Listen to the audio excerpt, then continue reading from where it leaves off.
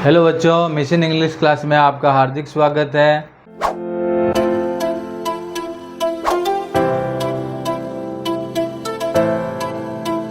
अपन पढ़ रहे हैं बेसिक नॉलेज ऑफ इंग्लिश, अंग्रेजी का आधारभूत ज्ञान, जिससे अंग्रेजी समझना बोलना आता है। इसमें अपन ने सर्वप्रथम सेंटेंस के बारे में पढ़े, उसके बाद जितने भी सेंटेंस पैटर्न के हिंदी के सेंटेंस को इंग्लिश में कैसे चेंज किया जाता है, उसके बाद अपन ने एक एक टेंस लिया था। उसके बाद अपन ने correct form of the verb के कौन से सेंटेंस में कौन सी क्रिया लगती है, उसके कंपटीशन एग्ज़ाम में कैसे सवाल आते हैं, स्कूलिंग एग्ज़ाम में कैसे सवाल आते हैं, इसके अपने प्रैक्टिस एक्सरसाइज भी की थी। उसके बाद वर्ब कॉनकॉर्ड, जो महत्वपूर्ण पार्ट होता है इंग्लिश का मतलब कंपटीशन एग्ज़ाम का, उसमें भी अपन ने काफ़ी अच्छा एक एक पॉइंट को किया था।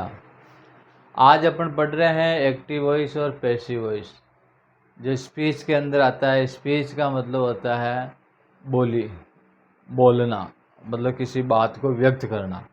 अब उस बात को व्यक्त करने में दो बातें होती है। एक तो होती है जिसमें सब्जेक्ट जो होता है उसके ऊपर सारा फोकस उसके ऊपर होता है, सारा जोर कर्ता पर दिया जाता है, वो एक्टिव वॉइस में आ जाता है। और जिसमें काम तो करता ही करता है, लेकिन उस पर कर्ता पर फोकस कम होता है, ऑब्जेक्ट पर फोकस ज़्यादा होता है। काम करने वाला वही है, लेकिन उसका तरीका चेंज है। ज़्यादा जोर जिस कर्ता पर दिया जा रहा है वो एक्टिव वॉइस है, ज़्यादा जोर ऑब्जेक्ट पर दिया जा रहा है वो पैसिव वॉइस है। अच्छा, एक्टिव वॉइस को पैसिव वॉइस में बदलने पर किसी प्रकार का अर्थ में कोई बदलाव नहीं आता है। जैसा एक्टिव वॉइस का अर्थ होता है वैसा ही पैसिव वॉइस का अर्थ होता है। केवल बोलने का जो मेथड है, बोलने का तरीका जो है वो चेंज होता है, जो फोकस करने का तरीका है वो चेंज होता है। जैसे हिंदी में एक सेंटेंस है कि मैं एक पत्र लिखता हूँ। अब इस सेंटेंस में आपको ऐसा लग रहा है कि दबाव किस पर है, फोकस किस पर है, कि मैं एक पत्र लिखता हूँ,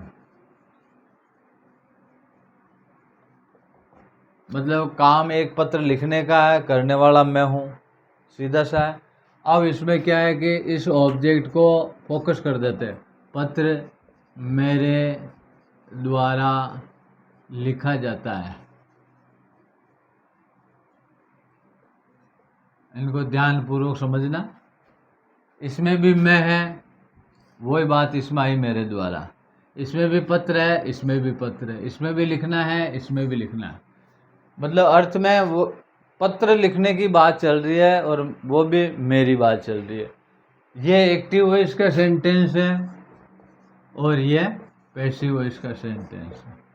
बदलाव जो नज़र आ रहा है आपको, वो बदलाव ये आ रहा है कि इसके अंदर कर्ता के रूप में सब्जेक्ट, जो अपन हकीकत में जो सब्जेक्ट आता है वो कर्ता का रूप बना हुआ है।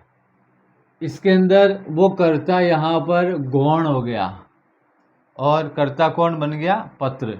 और कर्ता आगे चला गया का मतलब कर्ता पर जो फोकस है, फोकस मतलब कर्ता पर जो जोर है वो थोड़ा सा लूज हो गया। जोर किस पर आ गया, पत्र पर। तो ऐसे सेंटेंस जिनमें कर्ता पर जोर नहीं होके ऑब्जेक्ट पर जोर होता है, उन सेंटेंस को अपन पैसिव वॉइस कहते हैं। दूसरी बात, इनकी ज़रूरत क्यों पड़ी कि जब ये एक ही बात है तो इसको ऐसे लिखने से क्या फ़ायदा, ऐसे क्यों लिख रहे हैं, क्या वजह है कि इसको ऐसे लिखना पड़ रहा है, जबकि ये दूसरा वाला सेंटेंस तो कुछ अटपटा ही है। किसी को कहेंगे तो इस भाषा में, इस सेंटेंस में यदि कहेंगे तो वैसे ही वो अंडरस्टैंड कर लेगा कि मैं पत्र लिखता हूँ। अब उसको तोड़ मरोड़ कर इधर उधर करके फिर बोला जा रहा है, सामने वाले की अंडरस्टैंडिंग सेम वही है जो एक्टिव वॉइस के जो सेंटेंस की है। फिर भी एक तरीका नया जो इजाद हुआ कि भाई इसको पैसिव वॉइस में लिखो, ये क्यों? इसका कारण यह है, कभी कभी क्या है, जैसे एक छोटी सी बात है, ये जो रोड जा रहा है, इस रोड पर जब तक बीच में कोई अवरोध नहीं है तो आराम से जाना, आराम से कोई भी व्हीकल पास हो जाता है। रोड आराम से, कोई दिक्कत नहीं है, तो वो खुद चलाने वाला अपना आप जा रहा है, इसी रोड से जा रहा है, कोई दिक्कत नहीं। परंतु यदि यहाँ पर जैसे कोई ब्रिज है और ब्रिज का निर्माण कार्य चल रहा है, यहाँ पर ब्रिज का निर्माण कार्य चल रहा है, तो क्या ये जाने वाला आगे जाएगा? यहाँ उसका अवरोध हो गया कि इसके लिए आगे जाने के लिए जगह नहीं है, आगे जाने का रास्ता साफ नहीं है, सीधा नहीं जा सकता। ऐसी स्थिति में आपने देखा होगा कि साइड में एक रोड बनाया जाता है जिसको अपन कहते हैं बाईपास। जिसको क्या कहते हैं? बाईपास। यानी जाना इस जगह ही है, यहाँ से जाने वाला एक बार तो वो जब कोई अवरोध नहीं आया तब वो यहाँ जा रहा था, परंतु इसके बीच में उसका अवरोध आ गया, इसलिए वो साइड से होके जा रहा है। जो सीधा जा रहा है वो एक्टिव वॉइस है, जहाँ कोई अवरोध नहीं, आराम से उस सेंटेंस को anybody can be understand easily, कोई भी आदमी आसानी से समझ सकता है उसका अर्थ। परंतु कुछ ऐसी बातें आ जाती है कि यदि वो सीधा जाता है तो न तो उसके पास रास्ता होता जाने का और न उस चीज़ को कोई समझ सकता है। ऐसी स्थिति में जो ये बाईपास जाते हैं इसको कहते हैं पैसिव वॉइस। जो सीधा जा रहा है वो एक्टिव वॉइस, और जो घूम के फिर जा रहा है वो पैसिव वॉइस। यानी बाईपास होके जाना, ठिकाना वही है, काम भी वही है जाने का, ड्राइवर भी वही है, रास्ता भी वही है, बस थोड़ा सा रास्ता चेंज हुआ, इसको कहते हैं बाईपास। और बाईपास का मतलब पैसिव वॉइस। अब इसको अपने इंग्लिश के सेंटेंस के व्यू में देखें। सेंटेंस के व्यू में यह है कि इसकी ज़रूरत क्यों पड़ी, ये कोई रोड नहीं बनाना है, कोई बाईपास नहीं निकालना, पर ये उदाहरण जो मैंने पेश किया इससे क्या है कि एक जनरल आइडिया आ जाएगा कि भाई बाईपास का मतलब पैसिव वॉइस होता है। अब इसकी ज़रूरत इसलिए पड़ी कि कुछ शब्द ऐसे होते हैं जिनके इंग्लिश के वर्ड होते हैं, जैसे बहुत सारे शब्द हैं, जैसे लिखना और लिखवाना, लिखना और लिखवाना, पढ़ना और पढ़वाना, देखना और दिखाना। ये इन शब्दों को बताता हूँ मैं। लिखना और लिखवाना,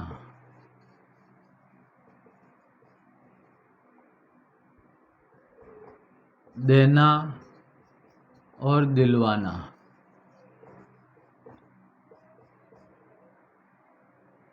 खरीदना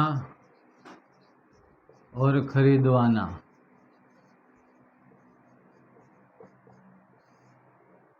खाना और खिलाना,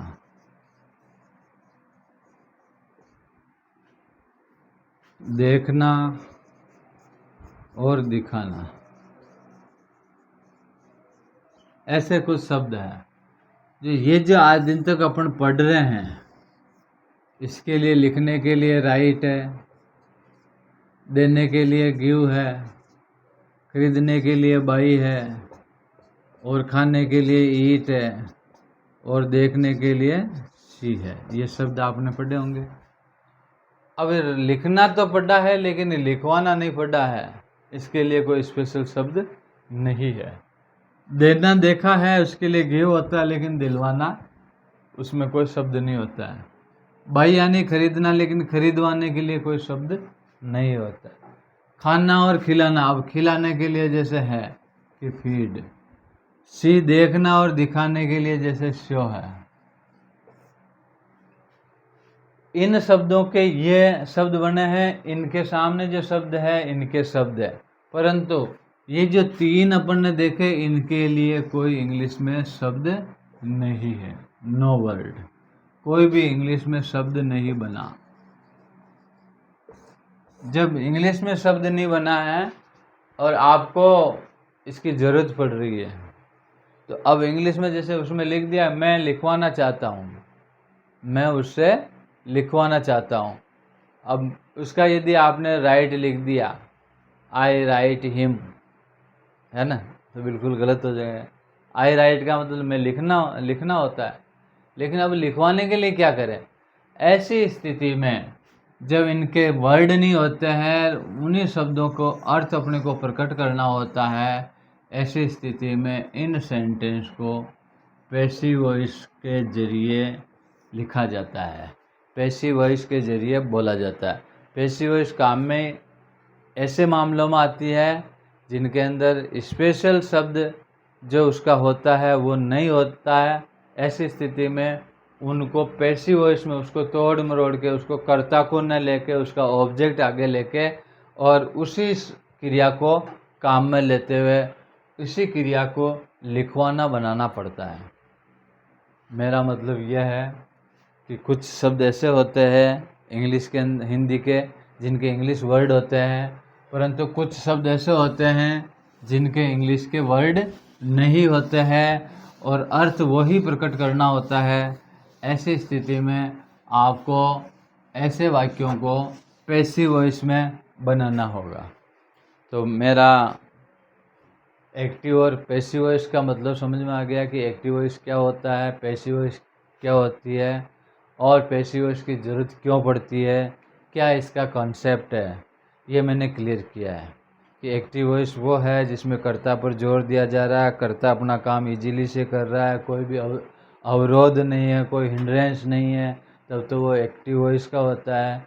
और कर्ता के काम करने में थोड़ा सा अवरोध पैदा होता है, ऐसी स्थिति में वो बाईपास निकलता है और बाईपास निकलने का मतलब उस सेंटेंस को वो पैसिव वॉइस के जरिए बनाना पड़ता है। ठीक है, अब पैसिव वॉइस में अपने को कैसे बनाना होगा, क्या करना होगा, इसके कुछ स्टेप्स हैं। पहला स्टेप ये है कि कोई भी इंग्लिश का सेंटेंस उसकी यदि पैसिव वॉइस बना रहे हैं तो पहला चेंज तो यह है कि आपको ऑब्जेक्ट को सब्जेक्ट बनाना होगा, ऑब्जेक्ट को सब्जेक्ट बनाना होगा। अब आपको मैंने बता रखा है ऑब्जेक्ट कौन सा होता है, सब्जेक्ट कौन सा होता है। ठीक है, ऑब्जेक्ट आपको बताया था जो प्रोनाउन वाली जो सीरीज है, I, my, me, we, our, us, you, your, you, he, his, him, she, her, her, it, its, it, they, their और देम। ये अपने प्रोनाउन की सीट देखी और इसमें अपन ने ये भी देखा कि ये सब्जेक्टिव होते हैं, ये पजेसिव होते हैं और ये ऑब्जेक्टिव होते हैं। ठीक है, अब इनमें क्या होता है कि ऑब्जेक्ट को सब्जेक्ट बनाना होता है। क्या करना होता है? ऑब्जेक्ट को सब्जेक्ट, यानी उस सेंटेंस में जो भी ऑब्जेक्ट है उनको कहाँ लेना पड़ता है? सब्जेक्ट की जगह। अब जैसे पीछे मी है, इसको आगे लाना है, तो ये भी पक्का ध्यान रखना कि ये जो सब्जेक्ट है ये किसी को बैठने नहीं देते हैं कि भाई आप है ना जो मेरी कुर्सी पर नहीं बैठ सकते हो। अब जैसे मी को अपने को आगे लाना पड़ रहा है और इसका रूप है आई। अब मी चाहता है कि मैं सब्जेक्ट की जगह बैठूं, सब्जेक्ट को बिठाना पड़ रहा है, ऑब्जेक्ट को सब्जेक्ट की जगह बिठाना पड़ रहा है। अब मी को अपनी ड्रेस चेंज करनी पड़ेगी, अपना रूप बदलना पड़ेगा, इस कुर्सी पर बैठने के लिए इसके जैसा रूप बनाना पड़ेगा। रूप बनाना, ड्रेस चेंज करना, इसका तात्पर्य यह है कि मी को आपको आई में कन्वर्ट करना पड़ेगा। मी का चेंज करके, और मी जैसे पीछे सेंटेंस में आ रहा तो उसको आगे सब्जेक्ट में ला रहे तो उसका आई बनाना पड़ेगा। ऐसे अश को आगे ला रहे तो वी बनाना पड़ेगा, यू को आगे ला रहे तो यू ही रहेगा, हिम को आगे ला रहे तो ही रहेगा, हर को आगे ला रहे तो शी करेंगे, इट को आगे ला रहे तो इट रहेगा और देम को आगे ला रहे तो दे करेंगे। ठीक है, ऐसा नहीं है कि देम को आगे ला रहे तो देम लिख दिया, वो गलत हो जाएगा। इसकी ड्रेस चेंज करनी है, इसकी ड्रेस पहनानी है तो देम की जगह दे लिखना है। ठीक है, तो पहला काम तो हो गया कि ऑब्जेक्ट को सब्जेक्ट बनाना। अब आपको ये पता है कि ऑब्जेक्ट भी अपन ने डीओ और आईडीओ 2 टाइप के पढ़े थे, ठीक है। अब यदि दोनों ऑब्जेक्ट आ रहे हैं किसी सेंटेंस में और नियम कह रहा है कि ऑब्जेक्ट को आगे लाओ, तो अब कौन सा ऑब्जेक्ट आगे लावे, डायरेक्ट ऑब्जेक्ट लावे या इनडायरेक्ट ऑब्जेक्ट लावे, ठीक है।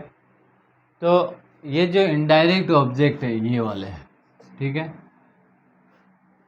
कोशिश ये करनी है कि जब ये लिखे हुए हैं ये सेंटेंस में मिल रहे हैं तो कोशिश ये करो कि इनको ही आगे लाओ ताकि इजी रहेगा, आपका कोई मिस्टेक होने की संभावनाएं नहीं होगी। कैसे? क्योंकि फटाफट समझ में आ जाएगा कि इसमें ऑब्जेक्ट कौन सा है, कि ये वाला है, तो अपन फटाफट उसको उठा के इनको आगे लाएंगे, इनका रूप बना देंगे। इस ऑब्जेक्ट में थोड़ी सी प्रॉब्लम आएगी क्योंकि ये एक शब्द का ऑब्जेक्ट भी हो सकता है, 5 शब्द का ऑब्जेक्ट भी हो सकता है। ऐसी स्थिति में थोड़ा सा फॉल्ट होने की संभावनाएं ज़्यादा रहती है, क्योंकि उसमें जैसे 4 शब्द का ऑब्जेक्ट है तो अपन पहचान नहीं पाते हैं कि यार 4 में से चारों को लें या 2 को लें या 1 को लें, ऐसी गलती होने की संभावना रहती है। तो कोशिश ये करें कि जब तक अपने पास ये वाले ऑब्जेक्ट है तो इनको आगे लें, ठीक है। अब बात ये आती है कि इन ऑब्जेक्ट को कौन सी स्थिति में अपन आगे नहीं ले सकते। ऐसी स्थिति स्पष्ट है कि इन ऑब्जेक्ट के साथ जिनको अपन आगे ले रहे हैं, चाहे इसको आगे ले रहे हैं चाहे इसको आगे ले रहे हैं, ठीक है। 2 दे रखे हैं तो कोशिश इसकी करो इनको आगे लेने की, 2 नहीं दे रखे हैं तो जो भी दे रखा है उसको आगे लेना, ठीक है। अब बात यह आती है कि ये 2 दे रखे हैं, अब इनमें किसको आगे लेना है ये अपन ने स्पष्ट कर दिया कि कोशिश इनकी करो। और अब इनको कब नहीं ले सकते हैं, इसके लिए सीधा सा है, इनके साथ में यदि प्रीपोजिशन लगा हुआ, क्या लगा हुआ, प्रीपोजिशन, यदि इस ऑब्जेक्ट के साथ में प्रीपोजिशन लगा हुआ, इनके साथ में कोई प्रीपोजिशन लगा हुआ, प्रीपोजिशन समझते हो, हालांकि अभी प्रीपोजिशन पढ़ाया नहीं है। प्रीपोजिशन होते हैं किसी भी नाउन को, नाउन की स्थिति बताने के लिए, जैसे इन है, ऑन है, इनटू है, एट है, फॉर है, सिंस है, बाई है, फ्रॉम है, टू है, ये क्या कहलाते हैं, प्रीपोजिशन। लगभग 65 प्रीपोजिशन है अपने पास। इनमें से कोई सा भी प्रीपोजिशन यदि इनके साथ में जुड़ा हुआ है तो आप उसको ताला समझें, उस ऑब्जेक्ट को लॉक्ड समझें। यदि किसी ऑब्जेक्ट के पहले यदि प्रीपोजिशन लगा रखा है तो समझो कि उसके लॉक लगा रखा है, ऐसी स्थिति में उसको आगे नहीं ला सकते। क्लियर है? अब ताला का क्या पता चलेगा, ताला का मतलब है जिनके पहले इन आता है, इनटू आता है, टू आता है, फ्रॉम आता है, फॉर आता है ना, बाई आता है, विथ आता है, ऐसे कितने हैं, 65 है। 65 प्रीपोजिशन यदि किसी भी ऑब्जेक्ट के पहले आते हैं तो वो लॉक है, उनको आपको आगे नहीं लाना। ऐसी स्थिति में अपन ने देखा कि ये लॉक है, ये लॉक है तो इसको आगे लो, और ये लॉक है तो इसको आगे लो, ठीक है। दोनों में एक ऐसा होगा जिसके लॉक होगा, एक नहीं होगा, तो जिसके नहीं है उसको आगे लाना है, सब्जेक्ट बनाना है। अब ऐसी स्थिति भी आ जाती है कि दोनों ऑब्जेक्ट के लॉक है, दोनों ऑब्जेक्ट के पहले ऐसे प्रीपोजिशन का प्रयोग कर रखा है, तो फिर उनमें से आगे कोई नहीं आएगा। ऐसी स्थिति में सब्जेक्ट तो बनाना पड़ेगा, आगे सब्जेक्ट तो लिखना ही पड़ेगा, कोई ना कोई सब्जेक्ट से उस सेंटेंस को स्टार्ट करना पड़ेगा, क्योंकि सेंटेंस पैटर्न में अपन देखा कि सबसे पहले सब्जेक्ट आता है। अब सब्जेक्ट पीछे से ला रहे हैं, पैसिव वॉइस बना रहे हैं तो सब्जेक्ट पीछे से ला रहे हैं, पीछे का मतलब ऑब्जेक्ट को आगे ला के सब्जेक्ट बना रहे हैं। अब पीछे वाले आने के लिए तैयार नहीं है, वो कहते हैं कि हमें तो बंद कर रखा है, यानी उनके लॉक लगा हुआ, यानी उनके प्रीपोजिशन लगे हुए हैं। अब ऐसी स्थिति बनती है तो फिर सब्जेक्ट की जगह खाली नहीं रहेगी। ऐसी स्थिति होती है कि दोनों ऑब्जेक्ट यदि लॉक लगा हुआ, दोनों ऑब्जेक्ट के प्रीपोजिशन लगे हुए हैं, ऐसी स्थिति में आगे सब्जेक्ट अपनी जेब में से निकालना है। अपनी जेब से कौन सा निकालना है? इट। क्या करना है? इट। जब पीछे वाले आगे आने में असमर्थ है, उनको आगे नहीं लाया जा सकता, सब्जेक्ट नहीं बनाया जा सकता, ऐसी स्थिति में सब्जेक्ट की पूर्ति अपनी जेब से करनी है और वो होता है इट। यानी आगे क्या बन जाएगा? इट। तो ये क्लियर स्थिति हुई। इसके भी प्रीपोजिशन लगा हुआ, इसके भी प्रीपोजिशन लगा हुआ, ऐसी स्थिति में इट। दो प्रीपोजिशन नहीं आया, केवल ये है यार, इसी के ताला लगा हुआ है तो भी इट। इन दोनों में एक के ताला और एक के नहीं है तो उसको आगे ले लो, ठीक है। और कुछ स्थितियां ऐसी होती है कि पीछे से आने वाला ही कोई नहीं होता है, यानी ऑब्जेक्ट होता ही नहीं। बहुत सारे बिना ऑब्जेक्ट के सेंटेंस भी होते हैं। अब पैसिव वॉइस कहती है कि पीछे से ऑब्जेक्ट को आगे लाओ, अब पीछे ऑब्जेक्ट ही नहीं है। ऐसी स्थिति में भी आपको अपनी जेब से इट निकालना है और उसको ऑब्जेक्ट के रूप से सब्जेक्ट बनाना है। यानी इट का ऑब्जेक्ट रूप, जैसे इट आया, इसको आगे लाए तो भी इट है, पीछे ले जाओगे तो भी इट है। तो आपको ऐसी स्थिति में जहाँ जिस सेंटेंस में ऑब्जेक्ट नहीं हो तो भी आपको जेब से इट लगा के उस सब्जेक्ट की पूर्ति करनी है, सेंटेंस बनाना। क्लियर है? ये तो हुआ कि ऑब्जेक्ट को सब्जेक्ट बनाना। दूसरा है कि सब्जेक्ट को ऑब्जेक्ट, सब्जेक्ट को ऑब्जेक्ट मतलब इसकी जगह वो आ रहा है, वो आ रहा है तो इसका मतलब इसकी जगह खाली करनी पड़ेगी। इसकी जगह ये आ रहा है तो फिर इसको हटाना पड़ेगा, इसको हटाना पड़ेगा और इसको कहेंगे भाई तू उसकी जगह जा।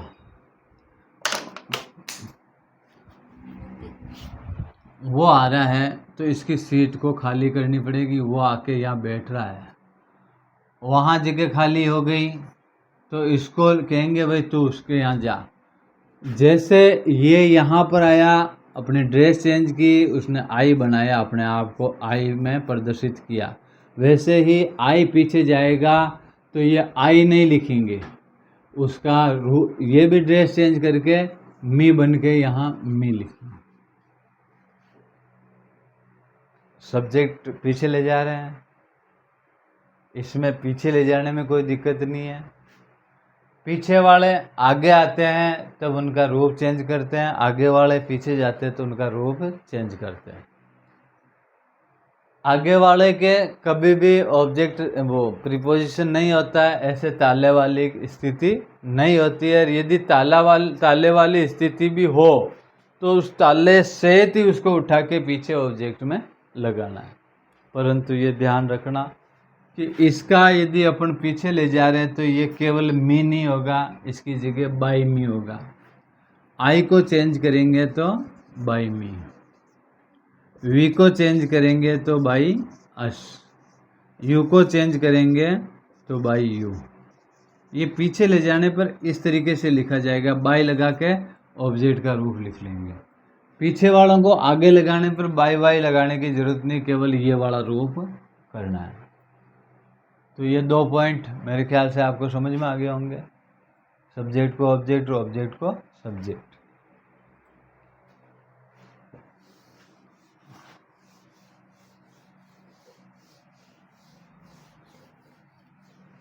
अब तीसरा जो पॉइंट बनता है वो यह है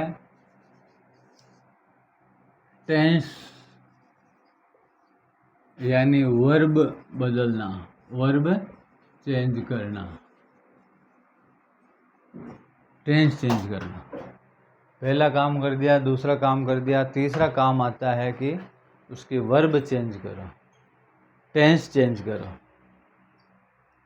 तो बच्चों पैसिव वॉइस में हमेशा एक ही बात ध्यान रखनी है कि कोई सी भी फॉर्म उसमें आ रही है, फर्स्ट फॉर्म आ रही है, सेकंड आ रही है, थर्ड आ रही है, फर्स्ट का आईएनजी आ रहा है, आपको एक ही काम करना है, एक्टिव वॉइस को पैसिव वॉइस बनाते समय थर्ड फॉर्म तो करना ही है। It is the necessary. कोई सी भी फॉर्म आ रही हो, चाहे फर्स्ट आ रही हो, जैसे प्रेजेंट सिंपल है तो फर्स्ट आएगी, कंटिन्यूस है तो फर्स्ट का आईएनजी आएगी, परफेक्ट है तो थर्ड आएगी, पार्ट सिंपल है तो सेकंड आएगी एक्टिव वॉइस में। परंतु उनका पैसिव वॉइस बना रहे हैं तो चाहे कोई सा ही टेंस हो, आपको थर्ड फॉर्म का प्रयोग करना है। कौन सी फॉर्म का? थर्ड फॉर्म का। एक्टिव वॉइस को पैसिव वॉइस बनाते समय आपको थर्ड फॉर्म का प्रयोग करना है। ये correct form of the verb में मैंने बताया था कि यदि किसी सब्जेक्ट को पीछे बाय लगा के लिखा हुआ और उसमें यदि वो क्रिया भरवा रहा है तो आपको थर्ड फॉर्म भरनी है। बाय लगा हुआ दिखते ही आपको ये सोचना कि ये पैसिव वॉइस का है और ये पैसिव वॉइस का है, तो इसमें correct form of the verb कौन सी आएगी? Third form. ठीक है, ये टेंस करने की स्थिति आ गई। अब टेंस चेंज कैसे करना है वो स्थिति अपन इसमें देखते हैं। यदि किसी सेंटेंस में फर्स्ट फॉर्म आ गई या फर्स्ट फॉर्म के एस या ईएस आ गई, यानी ये कौन सा टेंस है? Present simple. यदि एक्टिव वॉइस में प्रेजेंट सिंपल आ रहा है तो उसकी पैसिव वॉइस बनाते समय उसके अगले वाले टेंस की, यानी ये 11 नंबर वाला है प्रेजेंट का पहला, इसकी पैसिव, ये एक्टिव वॉइस की बात है, किसमें है? एक्टिव वॉइस की स्थिति है। और इसकी पैसिव वॉइस की स्थिति कैसे करनी है वो ये है कि ये जो प्रेजेंट सिंपल है उसको पैसिव वॉइस में चेंज करेंगे तो प्रेजेंट कंटिन्यूस की पैसिव वो एचवी लेंगे, प्रेजेंट कंटिन्यूस। प्रेजेंट कंटिन्यूस का मतलब इज, एम और आर, और इनके साथ में थर्ड फॉर्म।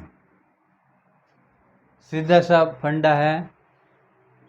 पैसिव वॉइस के अंदर जिस टेंस की पैसिव वॉइस बना रहे हैं उसका अगला वाला जो भी टेंस आ रहा है उसकी पैसिव वॉइस काम में लेनी।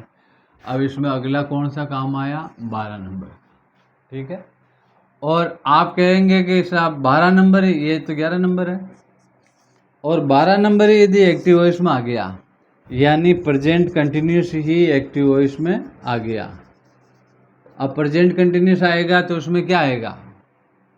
उसमें इज, एम और आर आएगा, और इनके साथ में फर्स्ट फॉर्म का आईएनजी आएगी, फर्स्ट फॉर्म के साथ में आईएनजी ये आएगी।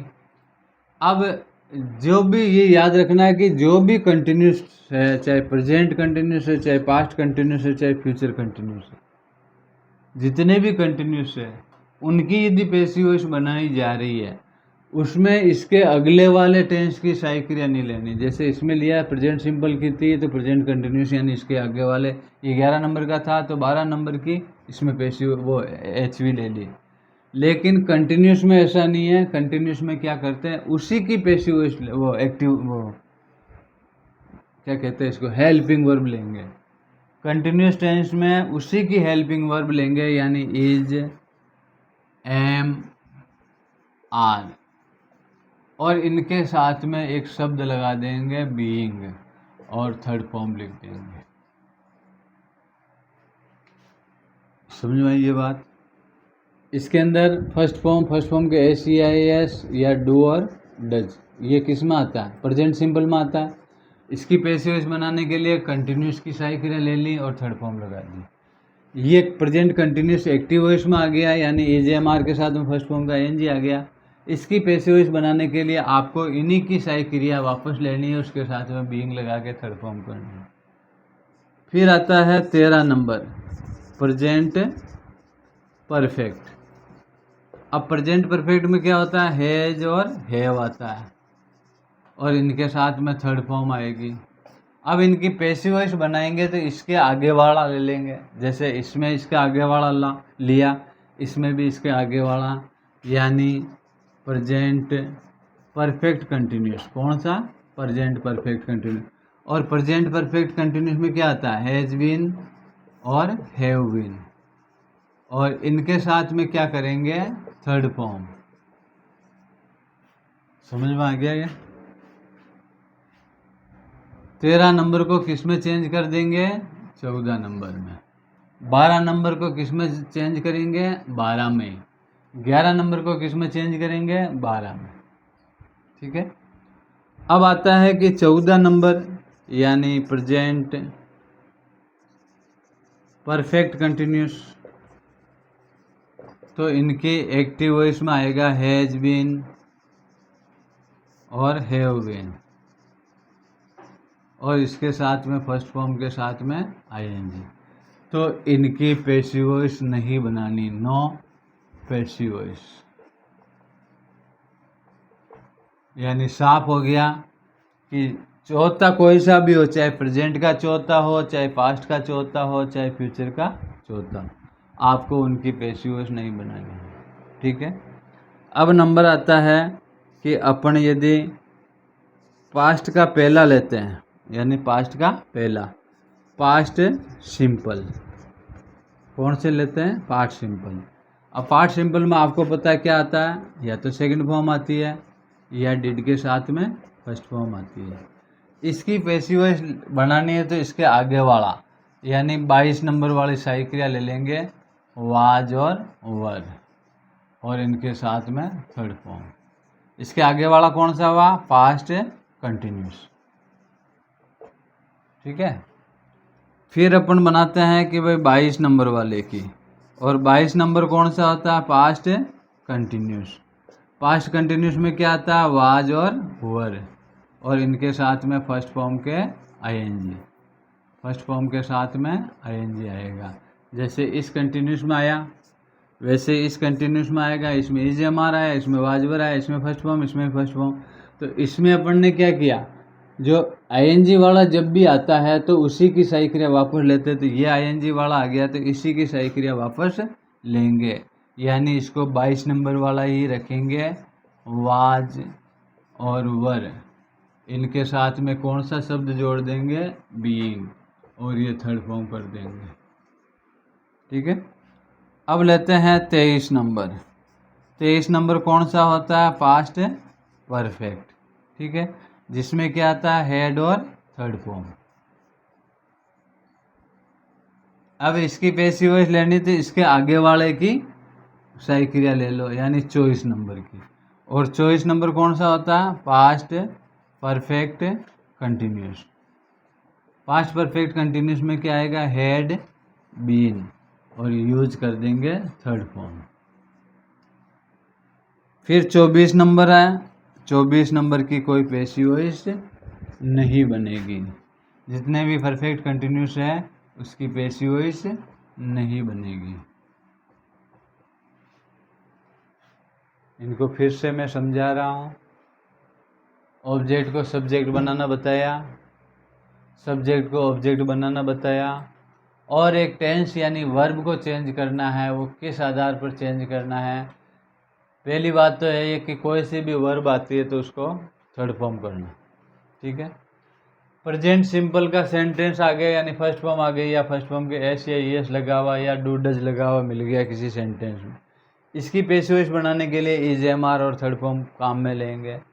इजेएमआर और फर्स्ट फॉर्म आईएनजी आ गई तो इजेएमआर को वापस लेके उसके साथ में बीइंग लगा देंगे, थर्ड फॉर्म लगानी है। हैज, हैव और हेड आ जाता है, हैज, हैव और हेड आ जाता है, तो आपको क्या करना है? इनके बीन लगाना, हैज, हैव और हेड, तो इनके क्या लगाना? बीन लगाना और थर्ड फॉर्म करनी। और जो प्रेजेंट परफेक्ट कंटिन्यूस है उसकी बनेगी नहीं, पास्ट परफेक्ट कंटिन्यूस की नहीं बनेगी।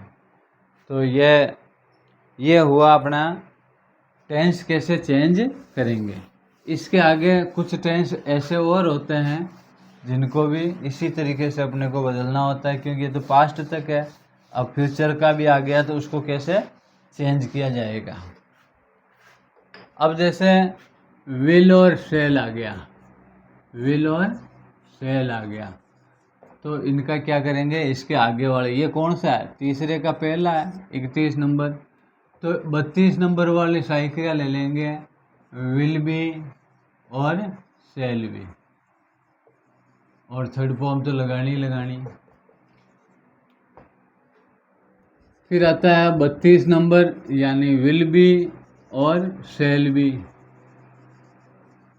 और इनके साथ में फर्स्ट फॉर्म के साथ में आईएनजी आएगी।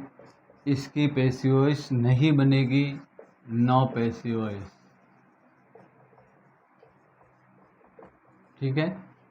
और 33 नंबर वाला आ गया, यानी विल हैव और शैल हैव आ गया एक्टिव वॉइस में। तो इनके साथ में थर्ड फॉर्म आएगी। इनकी पैसिव वॉइस बनाने के लिए इसके आगे वाला, ये तो 33 नंबर है, तो अपने को 34 नंबर वाले की, यानी विल हैव बीन और shall have been,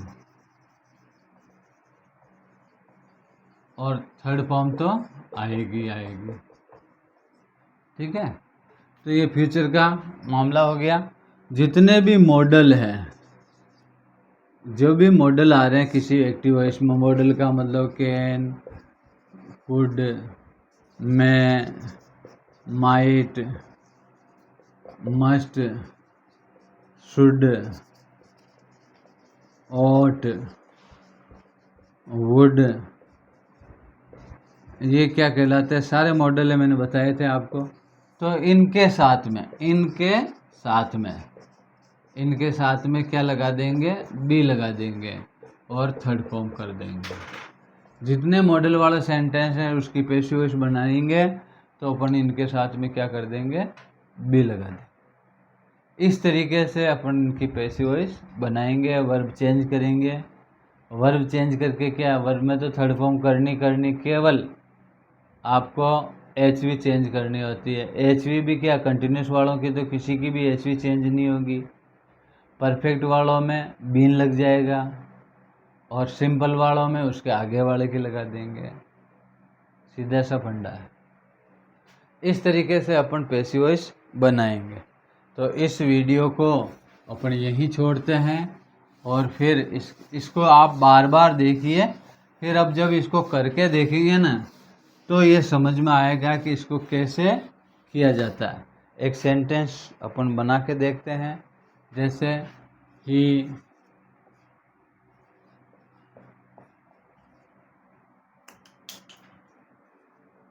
writes a letter. अब ये ही राइट्स ए लेटर, अब इसकी पैसिव वॉइस बनानी है तो आपको बताया है कि इसको तो ले जाएंगे इसकी जगह और इसको लाएंगे इसकी जगह। तो ए लेटर आगे आ गया, ए लेटर। अब ये first form I, present simple हुआ, इसके आगे वाले टेंस की सही क्रिया काम में लेंगे। इसके आगे वाला टेंस कौन सा होता है, कंटिन्यूस, उसकी सही क्रिया कौन सी होती है, इज एम आर। तो ए लेटर है तो इज काम में ले लेंगे। और मैंने बताया कि आपको थर्ड फॉर्म करनी वर्ब की, ए लेटर इज रिटन, और इस ही को पीछे ले जाएंगे, ऑब्जेक्ट बनाएंगे तो बाय हिम। समझ में आया। दूसरा, they are telling me a story. अब इसकी पैसिव वॉइस बनाएंगे तो पीछे से किसको लाएंगे, इसको भी ला सकते हैं, इसको भी ला सकते हैं। दोनों के ताला नहीं लगा हुआ तो कोशिश ये करो कि इसको लाओ। इस मी को आगे लाए तो क्या बन गया, ये आई। इज एम आर में मैंने बताया कि उसी की सही क्रिया के आई एन जी लगा देंगे, एम, आई एम, और इसके क्या लगा देंगे, बीइंग, और टेल की क्या कर देंगे, told, third form, I am being told. ठीक है। ए स्टोरी को अपन ने छेड़ा ही नहीं, इन्हें छेड़ना है। और बाई को देखो पीछे ले जाएंगे तो बाई देम। इसका ऐसे भी बन सकता है, उसको यदि इस ऑब्जेक्ट को अपन आगे नहीं लाए, इस ऑब्जेक्ट को आगे लाए, a story is being told. अब इसमें मी को आगे नहीं लाया तो मी अपने ऑब्जेक्ट की जगह रह जाएगा और बाई देम। इस तरीके से ये पैसिव वॉइस बनेगी। अपन इसकी एक एक टेंस की अलग अलग प्रैक्टिस करेंगे। हर प्रकार की पैसिव वॉइस की प्रैक्टिस अपन करेंगे। हिंदी के सेंटेंस को इंग्लिश में कन्वर्ट करेंगे और उस इंग्लिश वाले को पैसिव वॉइस में कन्वर्ट करेंगे। तो आज इस वीडियो को 1 2 3 बार देखना ताकि आपको ये सारी चीज़ें समझ में आ जाए। और ये 2 उदाहरण अपन ने किए थे, ऐसे उदाहरण आप करके देखना और इसकी डिटेल स्टडी अपन अगले वीडियो में करेंगे। ओके, तो इस चैनल को सब्सक्राइब ज़रूर करें, इसको धैर्य के साथ पढ़ें, बिल्कुल एकदम धैर्य के साथ।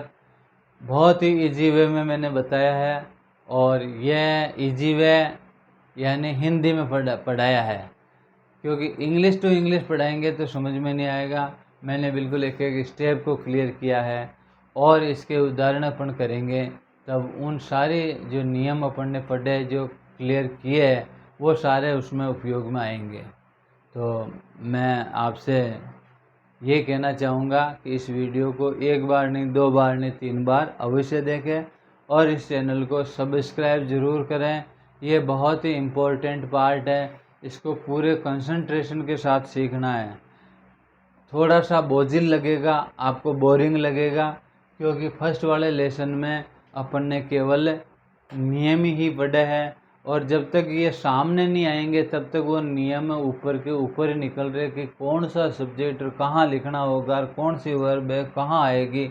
ये अभी 2 वाक्य किए थे, इसमें आपको स्पष्ट हुआ होगा थोड़ा कि हाँ, ये पीछे से आगे यहाँ लाते हैं, आगे से पीछे वहाँ जाती है, उसको इस तरीके से लिखा जाता है। तो मेरा कहने का तात्पर्य है कि इस वीडियो को 1, 2, 3 बार देखें। अगले वीडियो में ये बिल्कुल स्पष्ट हो जाएगा कि कैसे एक्टिव वॉइस को पैसिव वॉइस में चेंज किया जाता है। तो इस वीडियो को ज़रूर सब्सक्राइब करें, और इसको लाइक करें, और इसको शेयर करें, और देखते रहिए, कंटिन्यू ये देखते रहिए। ठीक है, ओके, बाय।